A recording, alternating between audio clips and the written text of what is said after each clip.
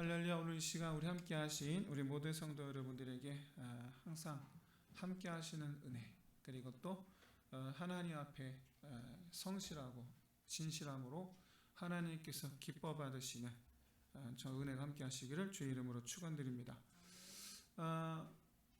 중간에 제가 지난주까지 해서 13장까지 했었죠. 그래서 이제 14, 15, 16 이렇게 쭉 건너뛰었습니다.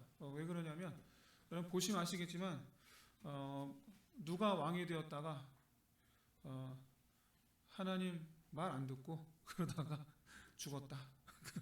또 누가 왕이 됐는데 또 하나님 말 안 듣다가 죽었다. 계속 반복이 됩니다. 그래서 그냥 넘어갔습니다.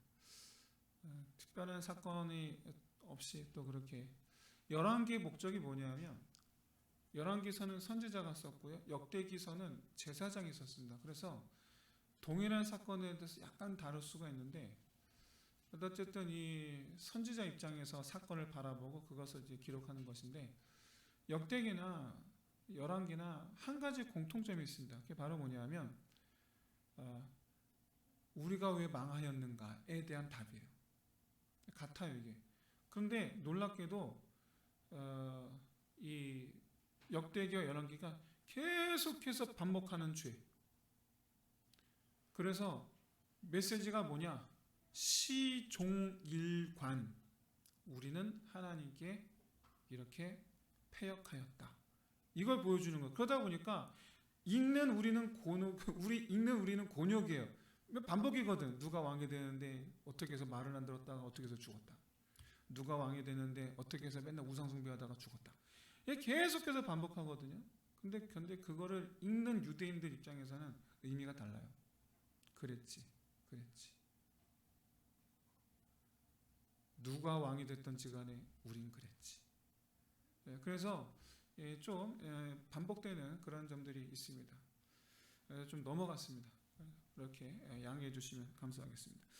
오늘 본문을 보시면 이제 북이스라엘이 멸망했습니다. 아수르에게 멸망했는데 어떻게 해서 예수님 시대에 소위 말하는 유대인들과 원수지간인 사마리아 사람, 이 사마리아 사람이라는 이들이 어떻게 해서 태동되었는가, 그리고 이 사마리아 사람들의 그 종교관이 왜 유대인들과 어울리지 못하였는가를 오늘 본문을 통해서 볼 수가 있습니다.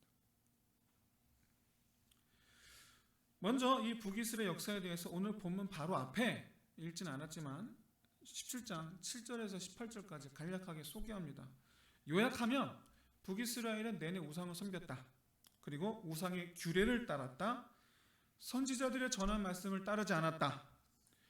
목을 곧게 하여 하나님의 말씀을 듣지도 아니하고 땅바닥에 침뱉듯 버렸다.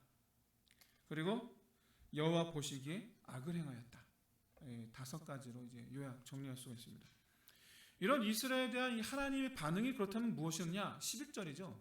경노하셨다. 그리고 17절입니다. 경노하셨다. 그리고 18절에 보시면 그의 앞에서 제거하셨다. 여러분, 가나안 땅의 특징이 중에 하나가 바로 뭐냐면 하나님께서 계신 곳이라는 게 특징이에요.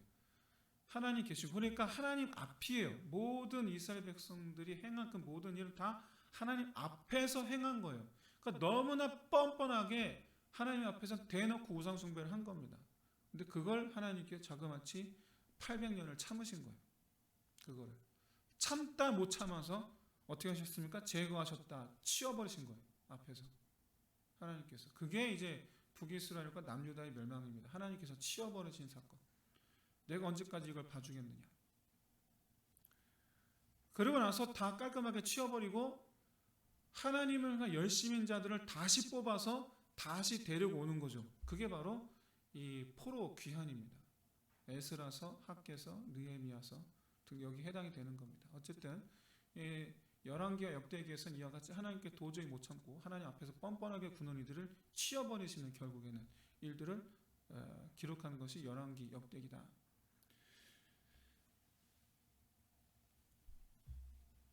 왜 망했는가? 목이 곧았다. 하나님 앞에서 얼굴에 철판을 깔았다. 이게 이제 우리가 이걸 읽어서 타락이라고 말합니다. 타락했기 때문에 그래서 이제 멸망한 것이다. 그런데 여러분, 하나님은 가나안 땅에 여전히, 그러니까 이스라엘 백성 다 치우셨어요. 그러고 나서 이제 그 이방인들이 옵니다. 이게 아수르의 전략입니다. 아수르는 민족을 섞었습니다. 그래서 혼혈 정책을 씁니다. 그 백성들을 이주시킨 그 땅에서 토착민들과 더불어서 함께 사는, 그걸 결국에는 민족이 섞이고 이도저도 아니게 만드는, 이걸 이제 아수르의 그 혼혈 정책이고, 그에 반해서 바벨론은 이주는 시키는데, 똑같이 아수르처럼 이주는 시키는데 모아놓고 감시합니다. 그래서 남유다는 혼혈이 되지를 않아요. 근데 북이스라엘은 혼혈이 돼요. 그러니까 좀 차이가 있습니다, 거기에. 그런데 이 사마리아에 이주해온 이 이방인들이 처음 이렇게 왔을 때 하나님께 사자를 보내셨죠. 이 사자는 라이언이에요. 우리 뭐 천군 천사를 말하는 게 아니고 라이언이에요, 라이언. 그래서 물어 죽인 거예요.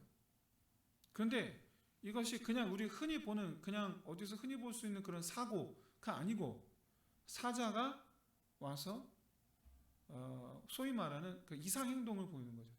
마을로 들어와서, 사자들이 마을로 들어와서 물어서 그냥 물어 죽이고만 가는 거예요. 그냥 물어 죽이고만 가는. 이 사실에서 우리가 알 수 있는 것이 바로 뭐냐면, 이방인들이 차지했지만 여전히 가나안 땅은 누구 땅이다? 하나님 입장에서는 이건 내 땅이야 라고 선언하시는 거예요. 여긴 내 땅이야. 여러분 아시겠지만 하나님께 이 모든 세상 만물, 모든 땅이 다 하나님의 것인 줄로 믿습니다. 하나님께 짓지 아니하신 게 없잖아요.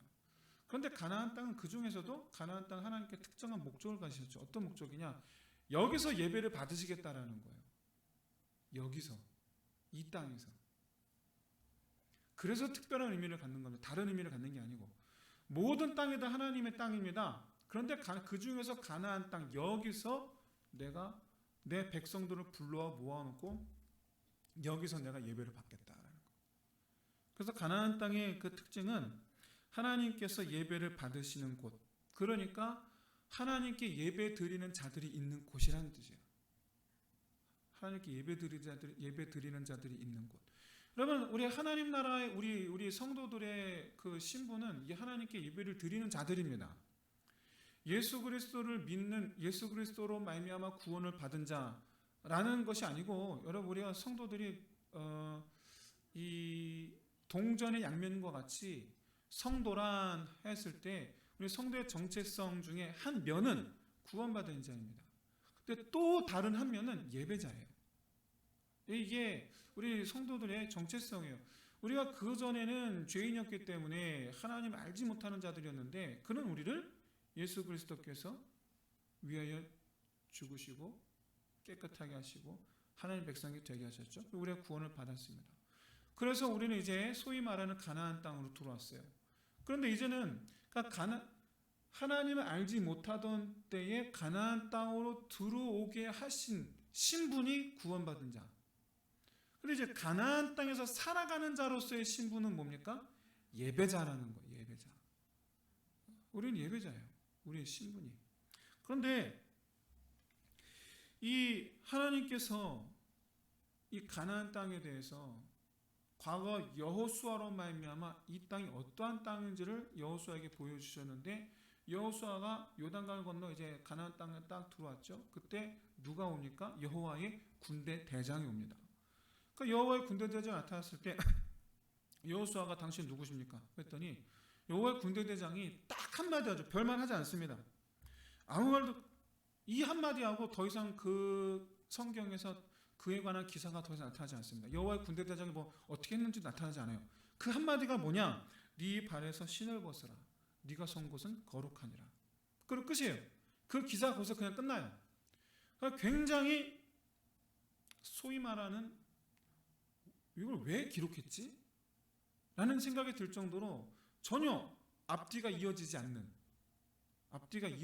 그런 문장으로 마치 쐐기처럼 멀쩡한 나무에 쐐기가 박힌 것처럼 멀쩡한 이 이야기의 흐름 가운데 정말 생뚱맞은 뭔가 하나의 그 스토리가 딱 끼어든 것 같은 그런 느낌. 없어도 되는, 그런데 반드시 있어야만 하는 그런 역할을 하는 것이 네가 선 곳은 거룩하니라, 이 말씀이에요. 거룩이란 말이 무슨 뜻입니까? 하나님께 속하다라는 뜻이라 제가 계속 말씀드리고 있죠. 하나님께 속하면 거룩이에요.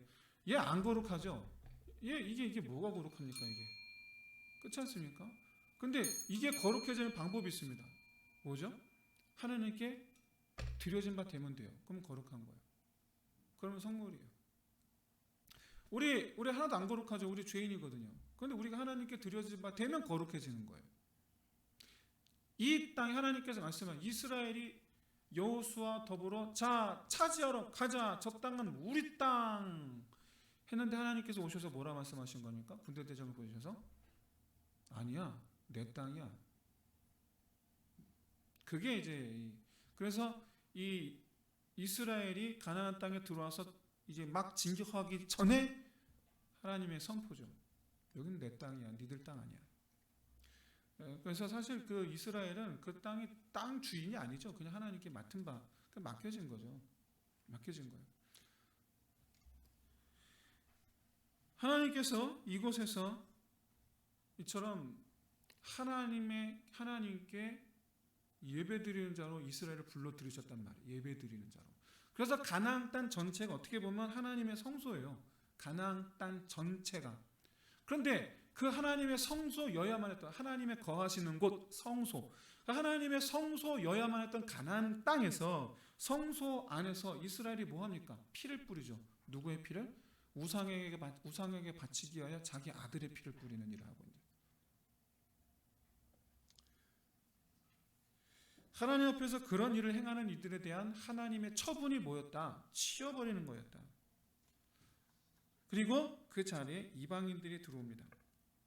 그런데 여기서 우리가 오늘 본문을 이해하기 앞서서 먼저 짚고 넘어가야 될 부분이 있는데, 바로 뭐냐, 이들이 사자들에게 물려 죽은 시점이 언제냐? 사자들에게 물려 죽은 시점이 이들이 처음 가나안 땅에 들어왔을 때예요. 처음 가나안 땅에 들어왔을 때. 그러니까 이제 아수르의 정책에 의해서 이방인들이 이제 이 가나안 땅으로 왔겠죠. 처음 왔겠죠. 오기 시작했던 그 시점에 벌어진 일이라는, 계속해서 일어났던 것이 아니라 그 시점에, 이것은 이스라엘이 처음 말씀드렸던 여호수아 앞에 여호와의 군대 대장이 나타난 것과 똑같은 일입니다. 이건 내 거라는 선언이에요. 여기는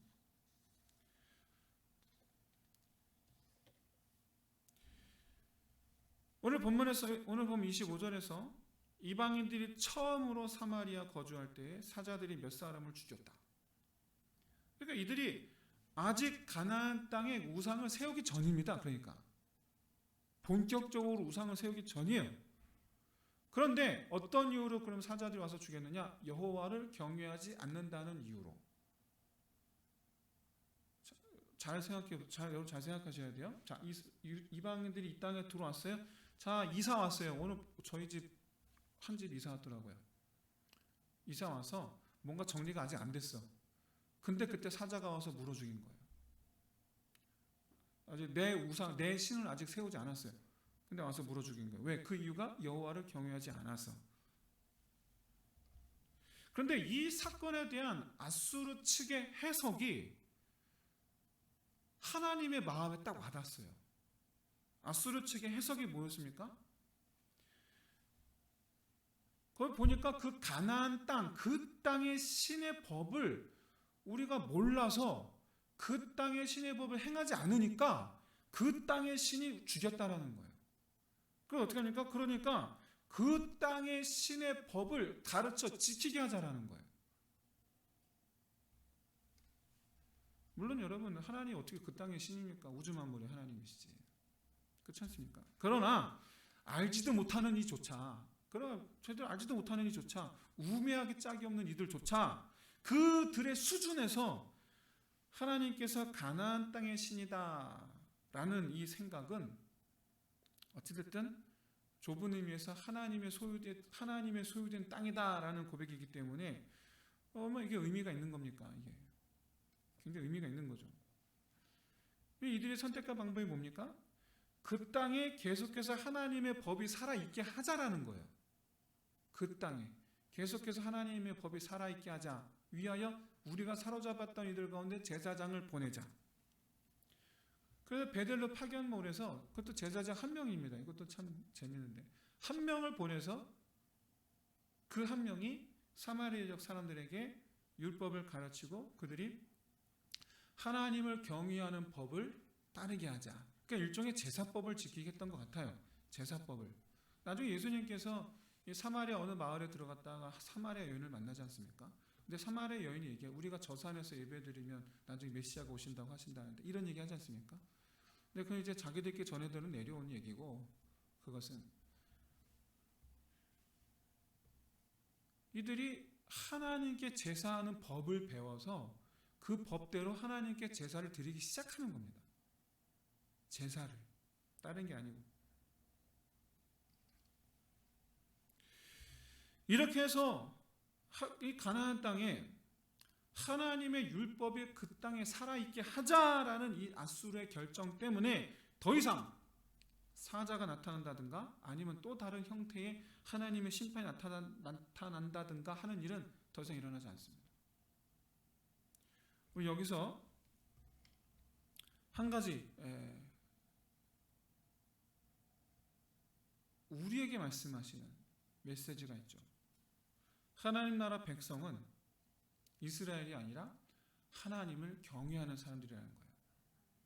그 이방인들이 하나님을 경외하는 삶을 살면 그 이방인들이 곧 하나님의 백성인 줄로 믿습니다. 하나님을 예배하는 곳에서 하나님을 예배하는 자가 하나님의 백성인 거죠. 그래서 지극히 당연한 얘기인 거예요. 아마 모르긴 몰라도 이 억지로 이주해 왔어요. 억지로 이주해 왔는데 이 이방인들이 하나님을 경외하는 일에 정말 진심을 다하고 임했다면 그야말로 여러분 하나님의 백성은 후일 사마리아 사람들이다라고 그렇게 알려졌을 거예요. 근데 결과적으로는 그렇지 않죠. 결과적으로는 유대인들과 원수지간이 됩니다. 유대인들과. 이 부분은 우리가 금요 철야 시간에 느헤미야에서도 설교하고 있는데 느헤미야서 강의할 때 제가 언급은 하지 않았지만 사실은 그 사마리아 포로로 귀환한 유대인들과 사마리아 사람들의 그 긴장은 바로 다른 것이 아니라 바로 율법 때문이에요. 긴장감은 사실은 제가 금요철회 때 설교를 하지 않았고 지금 설교할 내용은 아니니까 넘어갑니다만은 유대인들과 사마리아 사람들 간의 이 긴장감이 무엇 때문이냐? 자 보십시오. 사마리아 사람들과 유대인들은 원수지간이 됩니다. 심지어 예수님께서 사마리아 지역을 지나갈 때에 갈릴리에서 사마리아를 지나 예루살렘으로 들어간다고 하니까 사마리아 사람들이 예수님을 유숙하지 못하게 그냥 가시오 합니다. 이때 여러분 야고보와 요한이 며칠 전에 지들 엄마가 와갖고 예수님한테 우리 아들 오른편 왼편 좀 앉게 해주십시오 이랬던 이 야고보와 요한이 주여 우리가 불을 명하여 저 마을을 싹 다 태우게 하겠나이다. 이 소위 말하는 말도 안 되는 이 소리를 하고 있죠. 근데 여러분 야고보와 요한의 개념이 뭐냐? 사마리아 저 사람들은 불에 타 죽을 인간들이라는 거예요. 감정이 안 좋아. 굉장히 감정이 안 좋고 굉장히 그 사마리아에 대한 그 미움이 유대인들이라면 전부 다 뼈에 사무쳐 있어요. 사마리아 사람들에 대한 미움이 아주 뼈에 새겨져 있어요. 아주. 왜 그렇게 유대인들이 사마리아 사람들을 싫어하느냐? 예수님 시대의 이 사마리아 사람들은 바로 오늘 본문에서 아수르 때문에 이주해온 이방인들과 그리고 땅에 남아있었던 이스라엘 사람들과의 혼혈인종입니다. 혼혈인종입니다. 그리고 아수르에 의해서 여호와 경외하는 법을 유지하라. 이 아수르의 정책에 의해서 이방인들이 하나님을 섬기죠. 그 후예들이에요. 그 후예들. 사마리아 사람이라는 것이. 근데 왜 사이가 안 좋냐? 왜 서로 원수지간이냐? 오늘 보면 30절 이하를 보시면 이주해 온 이방인들이 하나님의 법을 배웠습니다. 그리고 다시 말씀드리면 하나님께 제사를 드려요. 그런데 더불어 자기들이 가져온 우상을 이제 그때부터 곳곳에 세우기 시작합니다. 여전히 우상 숭배를 행하죠. 여전히. 그런데 우리 시각에서는 굉장히 황당한 짓이에요. 우리가 볼 때는 이게 말이 돼? 황당한 짓인데, 근데 그들 나름으로는 최선을 다하는 게 어떤 모습이었느냐? 여호와를 경외하면서 자기들을 위하여 자기들 중에서 제사장을 뽑아요. 그러니까 레위인에게서 제사장을 뽑는 게 아니고 이방인들이 여호와의 제사장이 되는 거예요. 쉽게 말해서. 그렇게 해서 자기들 우상을 세우듯이 곳곳에 여호와를 위한 산당이라는 것을 지어서, 또 더 재밌는 거는 그 산당에 우리를 위한 제사장을 우리 중에서 뽑아서 세우는 거예요. 그 제사장은 그 산당에서 제사를 드리는 제사장인 거예요.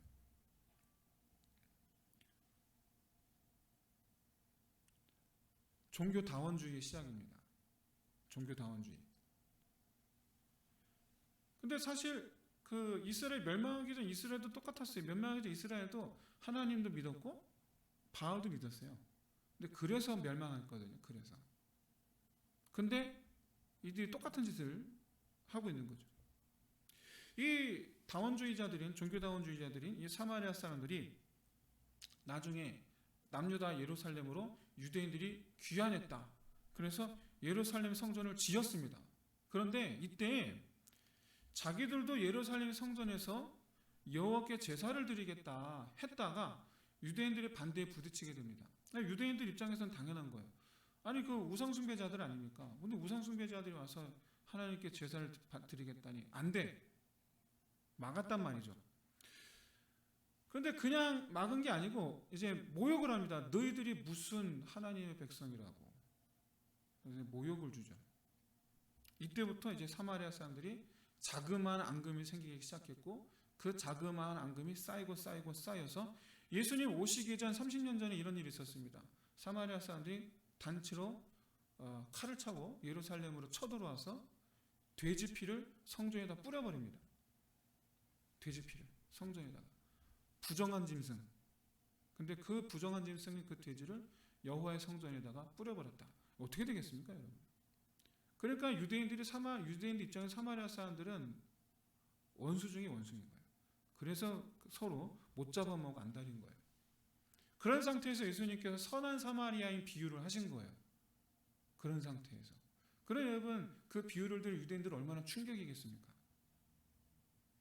우리는 혈통을 따지는데 하나님은 행하심을 본다라는 거예요. 하나님은.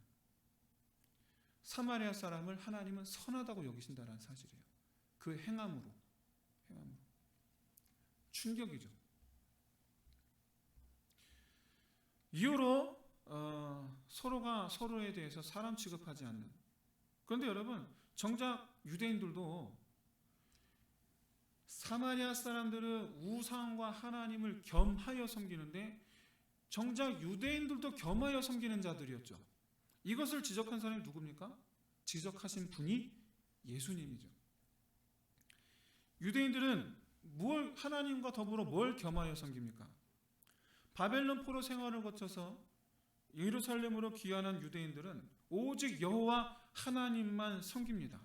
그리고 유대인들이 차지한 예루살렘을 중심으로 한 유다 지역에는 더 이상 우상이 존재하지 않는 청정지역으로 만드는 데 성공을 합니다.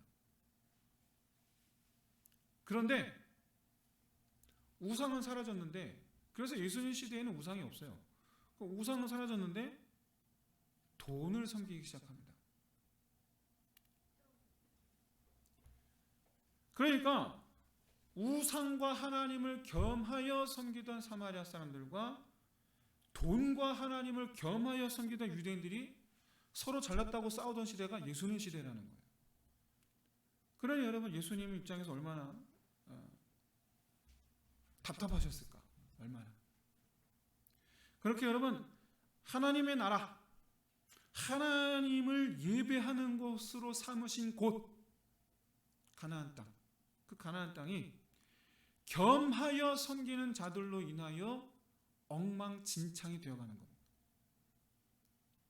사랑하는 성도 여러분, 우리가 이 겸하여 섬기는 그런 모습이 하나님 나라를 엉망으로 만드는 거예요. 겸하여 섬기 그래도 하나님 믿으니까 괜찮아가 아니에요. 하나님 나라를 엉망으로 만드는 거예요. 겸하여 섬긴다라는 거.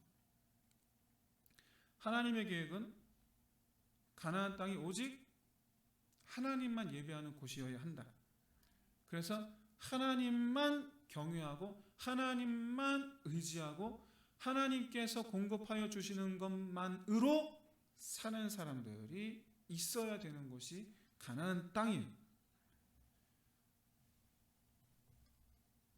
그런데 여러분, 이방인들에게는 사실 아수르 왕의 그 결정이 사실은 이방인들에게 주어진 좋은 기회였다.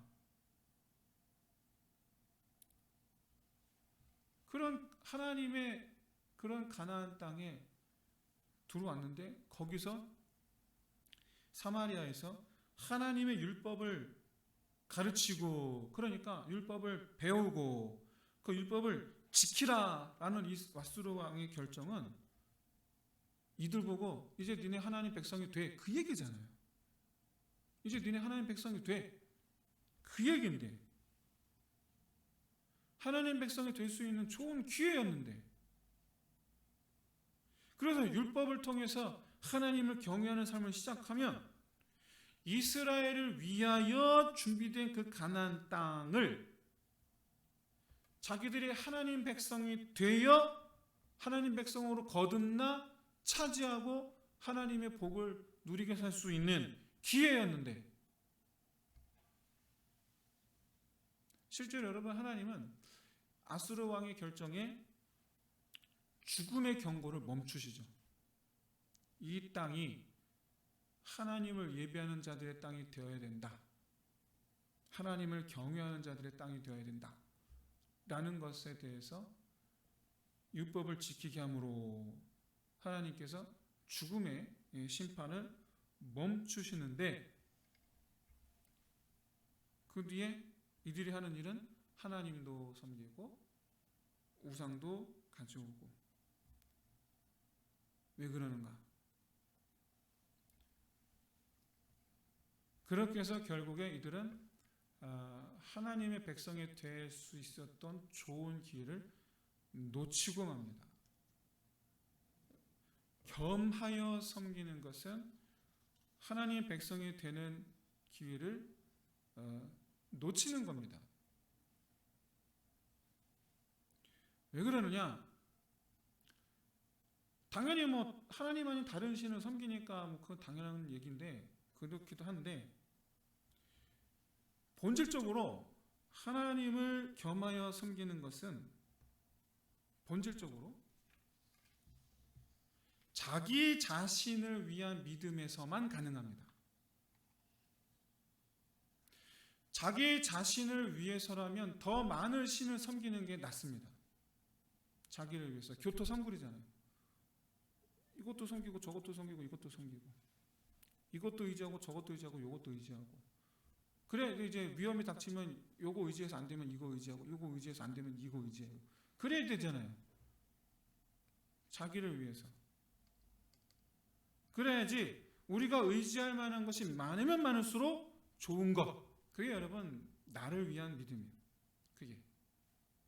그런데 여러분, 하나님을 위한 믿음은 도전해야 돼요. 하나님만 믿어야 돼요. 하나님만 의지해야 돼요. 하나님께서 주시는 것만 받아 누려야 돼요. 이게 우리에게는 엄청난 두려움이고 도전입니다. 안 돼요, 잘 이게. 나의 안전을 위하여, 나의 삶을 위하여 하는 사람과 주를 위하여 하는 사람은 하나님 앞에서 다를 수밖에 없죠. 여러분, 이것은 저는 굉장히 지금 상식적인 얘기를 지금 말씀을 드리고 있는 겁니다. 하나님은 우리 그리스도인들에게 이스라엘 과거 이스라엘과 예수님 시대 유대인들과 오늘날 우리 그리스도인들에게 말씀하시는 하나님 말씀하시는 믿음, 그것은 바로 하나님을 위한 믿음이라는 거예요. 하나님을 위한 믿음. 이스라엘은 가나안 땅에 들어갈 때 젖과 꿀이 흐르는 것만 보고 갔어요. 그런데 하나님께서 이스라엘을 가나안 땅을 부르신 것은 그들이 여기서 하나님을 예배하는 것을 기대하고 부르신 거예요. 이 간극, 사람과 하나님의 사이의 이 간극, 정말 바라기는 정말 우리는 하나님을 찬송하기 위하여 지음을 받았으며, 그래서 하나님을 위한 믿음을 가진 성도들의 나라가 하나님의 나라인 것을 믿으시는 저희로 되시기를 진심으로 소원합니다. 여러분, 어느 시대든지 교회가 부흥할 때는 성도들이 하나님을 위한 믿음으로 깨어나고 무장할 때예요. 그때는 교회가 부흥해요. 아무리 세찬 바람이 불어도, 아무리 심각한 핍박이 있어도, 아무리 험악한 고난이 있어도 교회가 부흥을 합니다. 그런데 반대로 어느 시대든지 어느 나라든지 교회가 약해져 가는 것은 성도들이 환난도 없고 고난도 없고 어려움도 없고 반대로 풍요롭고 굶는 것도 없고 잘 먹고 잘 사는데, 교회가 약해져 갈 때는 성도들이 자기들을 위한 믿음으로 그 영이 잠들어 갈 때입니다. 지금 우리가 하나님을 겸하여 섬기는 것, 그러니까 나를 위한 믿음을 생활하고 있는 것, 우리의 모습은 과연 어떻습니까? 한국 교회가 많이 줄어들었다고 해요. 제가 한때 예전에 한 20년 전만 해도 한때 우리 한국에 그때 당시 대한민국 인구가 4,800만인, 4,600만인에 그럴 때였는데 그때 1,400만 얘기했거든요. 근데 지금 5,600만이네, 5,800만이네 어쩌고 하는데 지금 현재 800만도 안 된다고 합니다. 현격한 차이를 보이죠. 그 이유가 뭘까? 그때보다 지금 훨씬 더 잘 사는데 그 이유가 뭘까? 사랑하는 성도 여러분, 하나님께서 하나님의 백성이 어떻게 하여야 한다고 말씀하고 계십니까? 먼저 주의 말씀을 배우라는 거예요. 주의 말씀을 배우라. 그리고 주의 법도를 행하라는 거예요. 주의 법도를 행하라. 그리고 주를 경외하라. 예배하는 자가 되라는 거예요. 실질적으로 1년 365일이 우리에게 있어서는 예배 드리는 날이어야 될 줄로 믿습니다. 그게 하나님 나라의 일이에요. 그게 하나님 나라의 일. 그거 하라고 우리를 하나님 나라로 불러주신 거예요. 그거 하라고. 그런 의미에서 여러분, 이 시간 우리 함께 기도합시다. 이 나라와 이 교회를 위해서 기도해야 되겠습니다만은, 우리 자신의 믿음을 놓고 이 시간 먼저 첫 번째, 하나님과 세상을 겸하여 섬기지 않도록 하나님을 진실되이 사랑하게 하여 주옵소서. 내가 정말 하나님 진실되이 사랑하게 하여 주옵소서. 두 번째로, 하나님의 땅에서 하나님의 율법을 따르는 자가 되게 하여 주옵소서. 이와 같이 우리 자신의 믿음을 놓고 여러분 함께 기도하시면서, 아울러 기도 제목을 내놓지 않았지만 이 나라의 교회 성도들, 우리 교회 성도들, 우리 교회가 어떻게 해야 되겠는가를 놓고 정말 그야말로 하나님 거룩한 가나안 땅, 하나님의 거룩한 나라, 그런 교회, 그런 우리 이 대한민국의 모든 교회들, 그런 우리 자신 되기 위해서 우리 함께 함께 기도하겠습니다. 기도합시다. 할렐루야. 하나님 아버지, 참으로 주님께서 아버지 우리의 삶,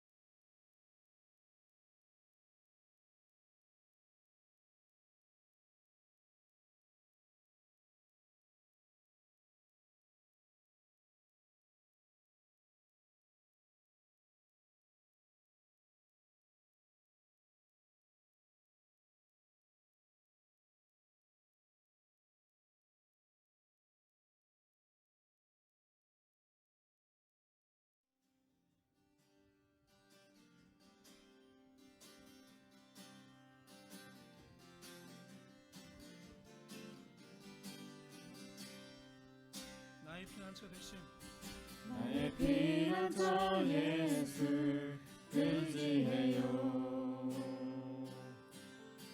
나의